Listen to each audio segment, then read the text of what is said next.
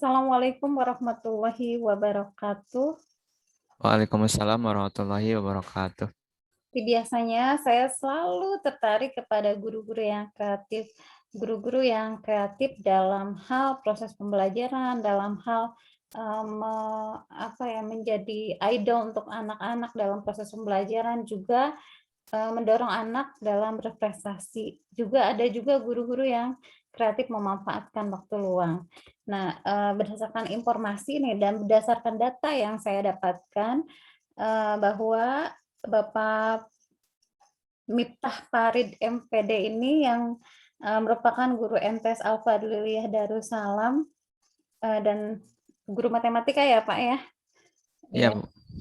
Eee, Bapak ini berdasarkan informasi adalah guru yang kreatif, bahkan, baru-baru ini mendapatkan penghargaan ya, Pak, ya? Juga bisa Ya, ya. membawa anak, juara di olimpiade. Nah, ini bisa diceritakan, Pak?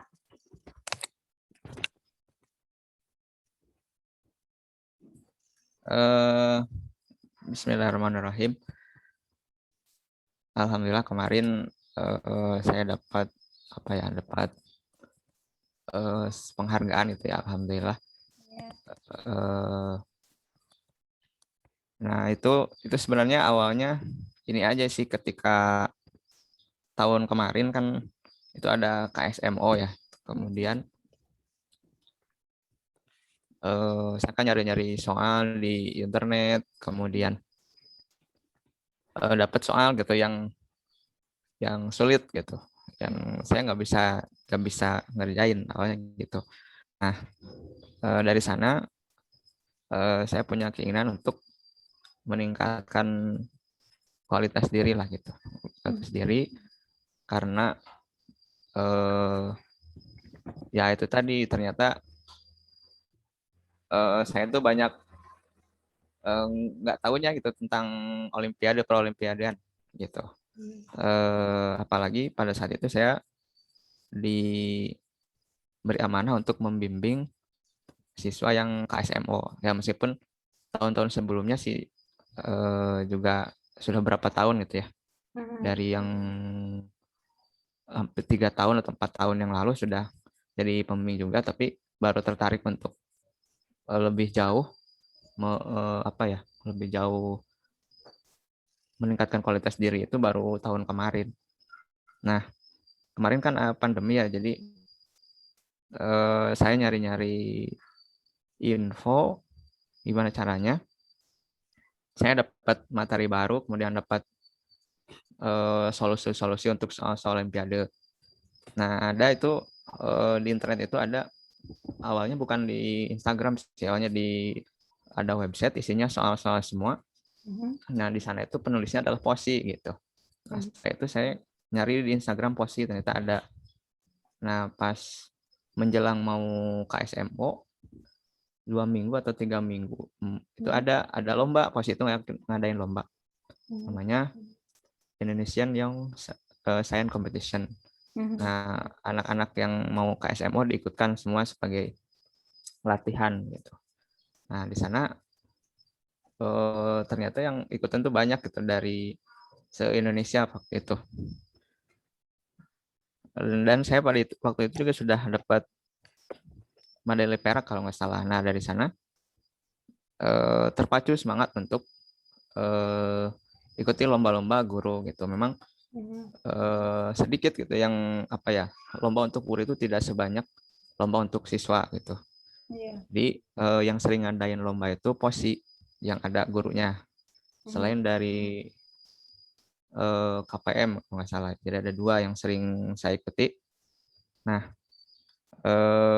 dari sejak itu sampai sekarang udah ada 9 atau 10 lomba gitu. Hampir tiap bulan gitu ada lomba, pasti selalu ngadain lomba. Makanya setiap ada lomba saya ikut gitu, tapi tidak setiap lomba itu dapat medali gitu. Jadi ada yang kadang ya ada yang bisa jawab, ada yang enggak gitu. Nah, kebetulan mungkin yang kemarin alhamdulillah gitu dapat sebenarnya tuh kemarin tuh ada 2 lomba ya, untuk tanggal berapa ya, tanggal awal-awal Juli. Jadi Mhm. ada 2 lomba. Yang pertama yang kemarin dapat perunggu, ada satu lagi yang itu sebenarnya nggak dapet. Jadi gimana ya? Nah itu jadi motivasi juga gitu untuk Iya. terus belajar.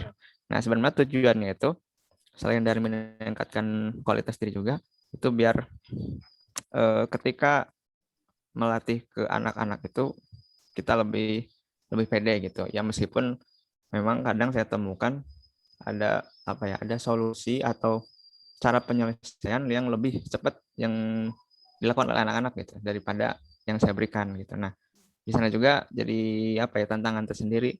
Oh, ternyata alhamdulillah gitu ada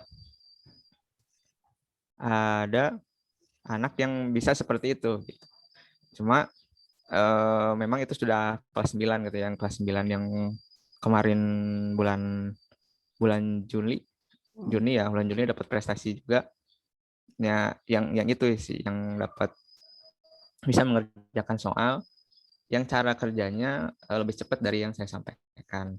Nah, jadi intinya saya ikut ini sebenarnya untuk memotivasi diri agar lebih baik gitu ya. Saya tuh tujuannya pengen bisa buat soal olimpiade seperti saya buat soal ulangan harian atau penilaian akhir semester atau penilaian akhir tahun gitu. Kalau soal itu kan insya Allah lah bisa dengan eh, sedikit kemampuan saya.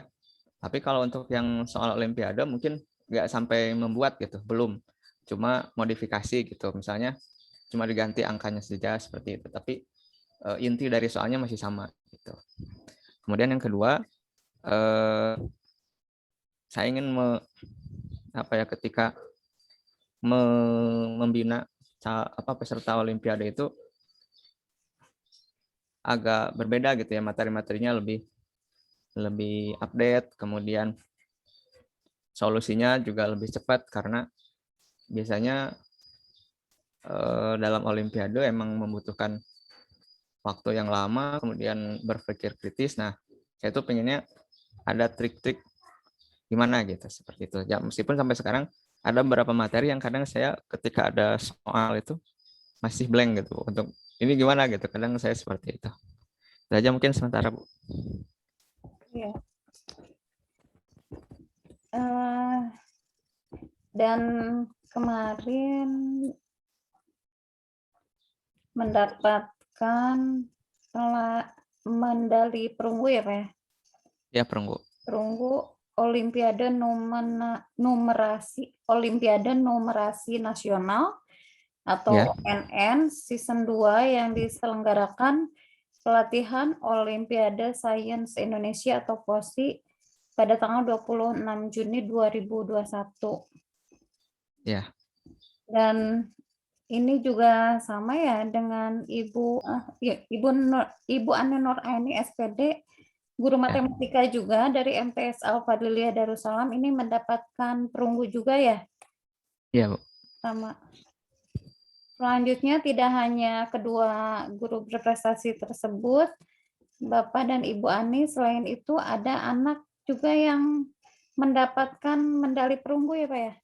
Ya, Atas nama Syakir Kapabila Haris Munawar, kelas 9 ya, program bilingual, mendapatkan medali perunggu bidang matematika di kompetisi sains madrasah online atau KSMO yang diselenggarakan pelatihan Olimpiade Sains Indonesia atau POSI pada tanggal 20 Juni 2021. Jadi selain Bapaknya sendiri yang berprestasi, ini Bapak juga bisa mendorong anak untuk berprestasi juga. Nah, ini kiat-kiatnya ya. gimana sih, Pak? Untuk kiat-kiatnya sih awalnya ini ya, beda beda ada dua konsep yang saya ini.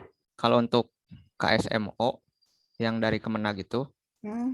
kita biasanya ini seleksi gitu. Jadi siapa aja yang mau mau mau ikut lomba, yang senang lomba, silakan daftar, kemudian kita seleksi, kita siapkan soalnya, kemudian terpilih.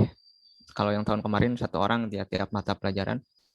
Nah, kalau yang bukan dari Kemenag atau Kemendikbud itu siapa aja boleh ikut gitu. Jadi siapa aja boleh ikut dari kelas 7 sampai kelas 9. Nah, untuk yang kemarin itu yang dapat medali itu Itu biasanya ada 3 orang, Bu. Jadi ada 3 orang, yang satu Syakir, yang kedua Fayad, yang ketiga Rifa. Itu biasanya dapat medali. Cuma yang terakhir mungkin nyampe ke Ibu itu Syakir. Hmm. Nah, Syakir itu sering ikutan lomba dari kelas 7 gitu. Tapi kan kalau dulu offline itu mungkin sekitar Ciamis, Tasik, paling yang terjauh Garut ya, pernah saya ikuti. Oh, ada juga di Cirebon gitu ya. Pernah saya ikuti. Cuma Syakir itu dari kelas 7 sampai kelas 9 itu belum dapat medali itu, dan terakhir menjelang perpisahan kemarin di akhir tahun itu dapat prestasi gitu. Nah, jadi triknya ketika ketika siswa itu mau diajak untuk lomba gitu. Jadi ditanya dulu ke siswa A misalnya, ini ada lomba mau ikut nggak gitu. Nanti kita latihan. Nah, eh, ketika anak itu mau, nah saya juga jadi lebih semangat gitu untuk membinanya. Dan alhamdulillah itu anak-anaknya ketika dia mau sendiri, mau dengan keinginan sendiri, dia mau untuk berlatih gitu. Jadi ketika saya kontak ke pembimbingnya, kan biasanya kontakkan sama pembimbing asrama gitu. Misalkan biasanya saya menyesuaikan dengan jadwal pesantren gitu. Kalau misalkan jadwal yang ngaji ya ngaji. Kalau misalkan ada kegiatan khusus, misalkan di malam hari biasanya kita nggak jadi, soalnya kita belajarnya malam hari itu habis ngaji biasanya sampai jam 8.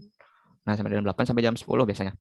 Nah, itu dari kelas 7 sampai kelas 9 itu alhamdulillah semangatnya ada gitu. Jadi kalau siswa feedbacknya bagus, kita juga jadi lebih semangat gitu untuk inovasi tadi, apa soal diperbanyak, solusi-solusi yang cara cepat dicari gitu.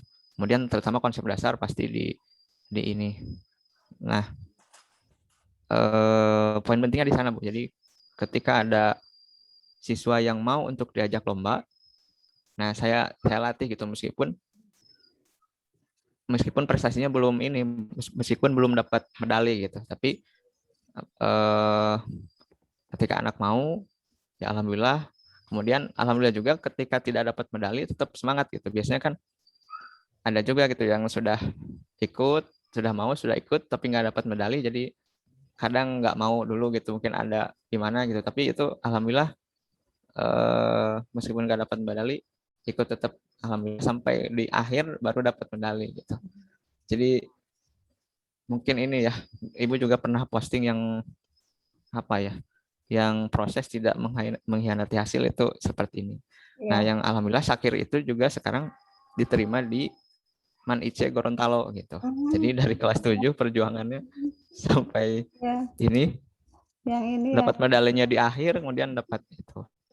Kalau yang satu lagi ada yang Fire juga sama dari kelas 7 sampai kelas 8 itu belum dapat medali, pas kelas awal-awal kelas 9 sampai ke akhir alhamdulillah udah dapat. Nah, kalau satu lagi itu emang yang perempuan namanya Rifa, dari kelas 7 sudah gitu untuk kemampuan matematikanya. Jadi saya tinggal ini aja, tinggal eh, nambahin-nambahin, kadang dia juga pengetahuannya lebih gitu dalam hal tertentu dari saya, jadi saya belajar. Nah, alhamdulillah itu mas setiap ada lomba pasti ada. Alhamdulillah dulu teh pas KSM yang di Cianjur ya, kita dapat juara 2 dan lolos ke mana dulu tuh, ke Manado kalau nggak salah, yang tingkat nasionalnya yang tahun 2019 gitu kalau nggak salah, 2019 Juli ya, itu yang itu. Nah, kalau yang itu dari kelas 7-nya itu udah ada apa ya, udah ada kemampuan lebih gitu dari teman-temannya. Kalau yang tadi yang Sakir sama Fayad, jadi dari kelas 7 itu terus belajar gitu. Jadi triknya pokoknya tetap latihan gitu ya, tetap latihan, tapi ada yang lebih bisa memicu saya ketika feedbacknya bagus gitu. Ya itu mungkin Bu untuk yang trik-triknya. Jadi ada kekuatan motivasi di sana. Motivasi itu kan ada dua ya Pak ya, ada internal, ada eksternal. Kalau internal kan dari dalam diri siswa itu sendiri. Kalau dari eksternal itu kekuatan guru luar biasa loh Pak. Saya rasa, si eksternal itu akan kuat ketika si eksternal dari guru itu juga, eee, menjadi idol motivasi yang baik untuk anak gitu. Di sanalah posisi guru untuk, memotivasi anak supaya semangat. Jadi paket lengkap ketika anaknya semangat, guru juga, memberikan dorongan yang bagus untuk anak, memotivasi anak. Jadi klop. Walaupun, tadi ketika proses ada belum juara dulu gitu, tapi ya tadi ada, ungkapan, proses tidak akan mengkhianati hasil, yang penting dijalani aja dulu dan itu nggak akan mubazir ya, Pak, ya. Iya, Pasti iya, betul. nanti akan ada hasilnya gitu ketika kita terus berusaha. Ini luar biasa sekali inspirasinya. Bapak kalau ada guru-guru sih ada guru-guru nih, guru-guru matematika terutama ada mengalami kesulitan dalam hal, mmm, mungkin dalam hal, mengajarkan matematika atau terkait dengan, metode yang sekarang, paling banyak digunakan terutama dalam olimpiade matematika nih, ada inspirasi nggak untuk guru-guru matematika? Eh, Gimana ya? Saya juga mungkin belajar dari yang lain ya. Mhm, Karena emang apa ya, yang saya rasakan itu ketika ngajar matematika itu mungkin emang stereotip untuk matematika itu memang jelek gitu ya. Jadi menganggap pelajaran yang susah, mhm, iya, kemudian sulit, kemudian gurunya killer gitu. mhm, Jadi ketika di kelas itu ya seperti ada penolakan gitu ketika masuk kelas. Cuma emang kita tidak boleh eh, patah semangat. mhm, Jadi ya metodenya mungkin banyak di-share sama guru-guru sebelumnya gitu ya. Jadi iya, kita intinya sih kalau saya agar siswa ada keinginan untuk mempelajari matematika itu, yang pertama saya biasa mengulangi konsep-konsep dasar yang terlewatkan di sekolah dasar. Biasanya untuk yang kelas 7 seperti itu. Biasanya kadang ada siswa yang nggak hafal perkalian, mhm, penjumlahan gitu, terutama yang bilangan bulat, yang positif negatif. Biasanya itu karena saya sering diskusi dengan yang sudah aliyah atau kuliah gitu ketika di apa ya ketika masuk ke SMP atau SMA di SD-nya tuh senang matematika tapi ketika di SD di SMP dan SMA ternyata susah. Nah, ternyata kesalahannya itu adalah ada satu materi yang terlewat gitu. Kalau sepengetahuan saya, kalau matematika itu seperti naik anak tangga. Jadi mhm, kalau misalkan kita itu nggak bisa loncat ke tangga kedua kalau nggak bisa tangga satu gitu. gitu. Kecuali kita mau mau mau ngejar tangga tangga satu. Misalkan di MTS itu sudah diajarkan tangga kedua. Mhm, Di SD-nya itu belum belum belum nyampe di tangga satu apa otomatis dan kebanyakan itu nggak bisa naik ke tangga dua gitu meskipun eh, dia itu apa ya masuk kelas dan sebagainya. Makanya solusinya adalah saya ajarkan dulu tangga ke satu baru nanti ke tangga kedua. Cuma emang butuh waktu apalagi sekarang kan seperti ini ya pandemi terus jam pelajaran juga dikurangi. Ya itu tantangan tersendiri sih. Intinya yang pertama itu ya untuk mengajar di kelas. Kemudian untuk yang berkaitan dengan olimpiade ya kita harus bisa apa ya cepat menemukan siswa yang berpotensi gitu satu itu biasanya kan dari tes tes masuk gitu atau ada yang mungkin dari jalur prestasi dan sebagainya gitu itu dari di pengambilan pesertanya. Kemudian yang kedua tadi yang kembali ke keinginan siswa itu jadi kalau keinginannya tepat ya ambil gitu seperti itu. Kemudian untuk yang lainnya berkaitan dengan materi ya kita juga belajar gitu apalagi sekarang banyak media mhm, mungkin itu yang harus ditingkatkan juga gitu kompetensi gurunya karena makin ke sini saya lihat eh, tingkat kesulitannya itu makin ini ya makin makin naik gitu jadi kalau misalkan kita ketinggalan ya mhm, nanti ke siswanya juga kasihan juga gitu jadi kita yang diajarkan misalkan level 2 ya ternyata soalnya level 3 atau 4 gitu. Nah itu mungkin yang ketiga yang keempat untuk biasanya untuk persiapan KSMO kan ada terintegrasi dengan PAI ya, terintegrasi dengan PAI. Nah, untuk itu saya mensiasati cari materi-materi yang berkaitan dengan PAI, yang berkaitan dengan angka gitu. Ya, jadi misalnya ada soal nih. Nah, angkanya itu disembunyikan, misalkan gini, usia Pak Ahmad itu adalah sama dengan urutan Asmaul Husna Al-Kohar. Nah, gitu. Nah, seperti itu jadi berkaitan dengan angka-angka, atau misalkan jarak dari Ciamis ke Tasik itu adalah banyaknya ayat pada surat Al-Baqarah misalkan. Nah, itu yang berkaitan dengan angka-angka saya cari seperti itu. Jadi dirangkum semuanya. Nah, itu berarti kan kita punya prediksi nih seperti apa saja. Nah, itu yang berkaitan dengan PAI-nya, atau bisa juga konsep PAI misalkan zakat gitu ya. Zakat, terus yang simpelnya sih zakat ya, biasanya zakat atau rokaat gitu, jumlah rokaat misalkan sholat witir atau sholat tahajud gitu. Ya, bukan tahajud, tarawih. Nah, seperti itu. Jadi pokoknya kalau PAI-nya itu berkaitan dengan angka-angka, atau bisa juga misalkan dalam SKI-nya itu usia Pak Ahmad adalah sama dengan masa pemerintahan Khalifah Utsman misalkan gitu. Nah, berarti kan ada angkanya. Nah, itu untuk yang berkaitan dengan PAI. Mungkin empat ya, kayak 4 cukup ya untuk kalau yang saya rasakan seperti itu.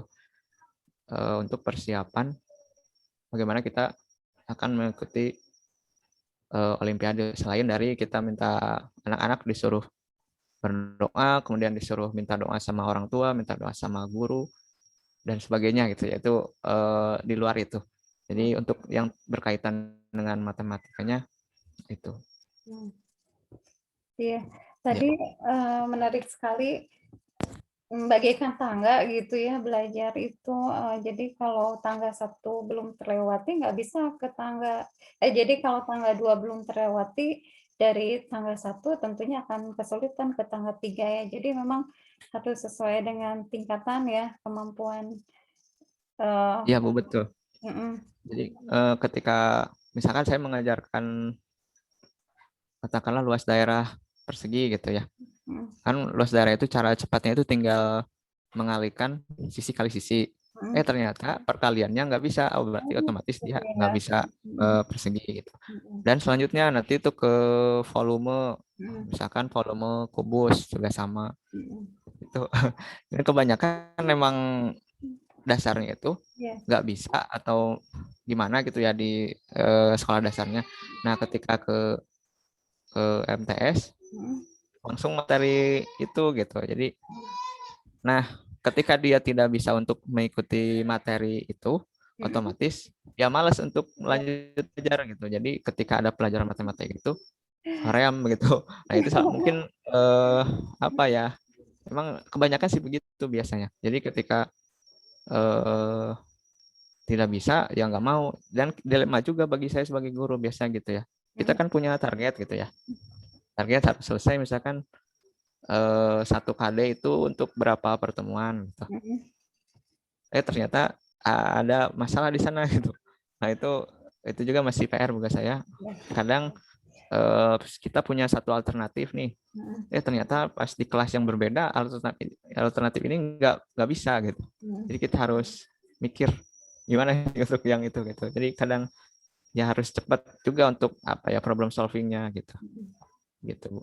Terus, cara merubah frame anak yang memandang matematika itu sulit menjadi mudah gimana?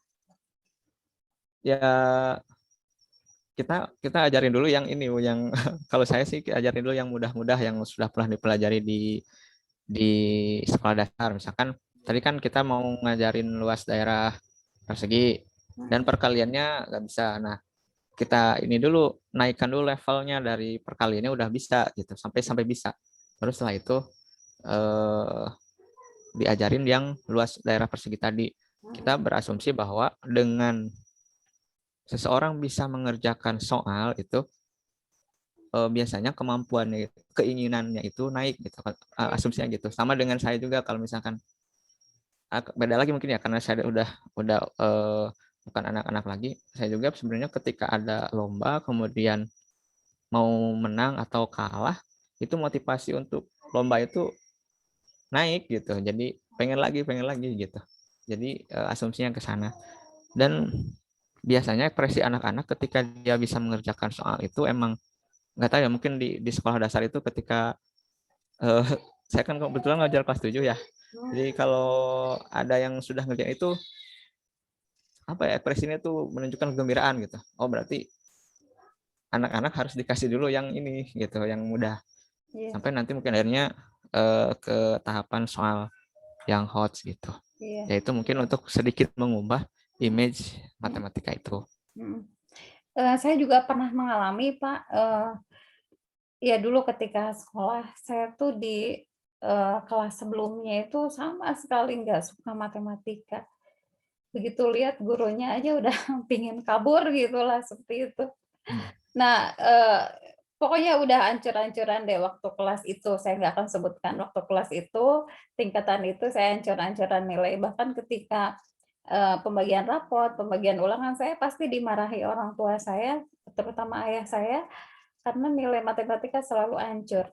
Tapi ketika naik ke kelas berikutnya, cara guru mengajarnya ini lain, terus terang Hmm. bikin nyaman, dan mudah dipahami. Itu, sangat memberikan motivasi untuk saya, sehingga pada saat ujian nasional waktu itu bikin heboh tuh, nilai matematika saya cuma salah satu, Pak, yang tadinya hancur lebur gitu, pas ujian nasional jadi cuma cuma salah satu gitu. Jadi memang, kekuatan guru, motivasi eksternal dalam hal ini, cara guru memberikan motivasi, cara guru menyampaikan materi itu sangat luar biasa ya, Pak, ya, perannya. Jadi itu Iya, Bu, betul. trik trik dari Bapak mungkin itu untuk, rekan-rekan yang lainnya bagaimana cara untuk, meyakinkan kepada anak atau, apa, cara menyampaikan materi kepada anak supaya mudah dipahami. Harus ini ya, harus sering sharing gitu, Bu. Mmm, Soalnya kan kadang di tempat lain itu ada solusi untuk masalah yang tadi yang mhm, sama sekali nggak kita pikirkan gitu. Sama mhm, seperti yang tadi disampaikan Ibu pada apa ya, pada tadi workshop tadi gitu. mhm, Ada yang apa ya, yang tadi tuh yang public public betul, relationship, gitu, mhm, yang itu. Nah, itu kan di luar prediksi saya gitu. iya, Nah, mungkin harus banyak sharing juga gitu. iya, Jadi nanti dari berbagai sumber, dari berbagai orang gitu, dari berbagai guru bisa sharing, oh kalau di saya mah seperti ini, saya kan tadi seperti tadi ya. Mungkin kadang kan kalau kita hanya punya satu solusi, mhm, kadang di tempat atau di kelas yang berbeda ternyata nggak bisa gitu. mhm, Jadi, nah kalau kita punya ini ya, punya bekal gitu, punya banyak bekal solusi dari berbagai mhm, ini, nanti mungkin bisa kita cobakan, oh kalau coba yang kedua, yang ketiga gitu, kalau iya, untuk solusinya. mhm. Jadi, sharing melalui MGMP atau sesama rekan-rekan guru matematika juga itu sangat membantu ya, Pak, ya, ketika Iya, ada Pak. ketika ada permasalahan. Ya. Eee Selanjutnya dalam hal, menghadapi proses pembelajaran pada masa pandemi, ada inspirasi nggak untuk penyampaian ini, pelajaran matematika yang kan relatif dianggap sulit, tapi, harus disampaikan dalam kondisi pandemi yang memang penuh dengan keterbatasan. Barangkali ada inspirasi untuk guru-guru yang lain? Kalau pandemi saya juga ini ya Bu, banyak sekali apa ya, banyak kesulitan gitu kalau untuk yang ini. Terutama yang pertama, kalau yang dalam tatap muka kan berapa persen gitu. Kalau matematika itu kan perlu agak lama, kemudian medianya juga nggak bisa cukup dijelasin gitu. Mmm, Harus harus ada media, kemudian eh, media juga harus bagus gitu. mhm, Nah, tapi kan alhamdulillah ada ini ya, ada YouTube. Nah, saya solusinya pakai YouTube. Jadi meskipun masih amatir gitu ya, jadi kita buat video yang berkaitan dengan materi, kemudian materinya seakan-akan kita ada di depannya gitu. Jadi Seperti sedang mengajar di depan anak-anak gitu. seperti sudah mengajar gitu. Itu mungkin untuk yang di masa pandemi, karena kalau materi lain mungkin cukup dengan membaca gitu. Membaca misalkan ada konsep, ada definisi, ada ciri-ciri, kemudian misalkan ada klasifikasi. Nah, kalau matematika mungkin harus dijelasin, nggak cukup misalkan silahkan baca atau silahkan kerjakan gitu, tapi harus dijelaskan gitu. Nah, alhamdulillah mungkin saya di masa pandemi itu bisa yang tadi buat video sendiri, atau kalau misalkan agak sulit gitu karena keterbatasan saya dalam buat video, bisa saya cari di YouTube video-video yang dibuat oleh channel-channel lain gitu. Nanti ini ke siswa. Nah, itu mungkin untuk yang di masa pandemi. Tapi kalau yang tatap muka kemarin kan berapa minggu ya, tanggal 19 April itu ya, 9 April. Nah, itu emang ini bingung gitu ya, di samping kita harus jaga prokes juga, kemudian waktunya jadi kan ada masker gitu ya, jadi terbatas gitu. Ya kemarin kalau yang tatap muka mungkin agak ini sangat ini sekali ya.